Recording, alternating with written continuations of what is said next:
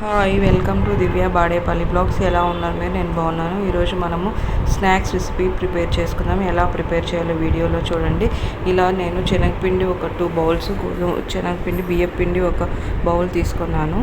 ఇలా తీసుకొని మిక్స్ చేసి పెట్టుకున్నాను. దీంట్లోకి మనం ఏమేమి పెట్టుకోవాలంటే ఉప్పు తీసుకున్నాను, పింక్ సాల్ట్, ఇది కొంచెం బియ్యపిండి తీసుకున్నాను చూడండి.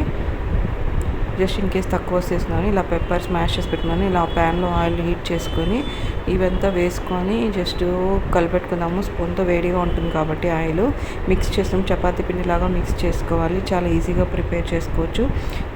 ఇప్పుడు వాటర్ కొంచెం కొంచెం వేసి కలుపుకుంటూ ఉండాలి, చపాతీ పిండిలాగా వచ్చేలాగా.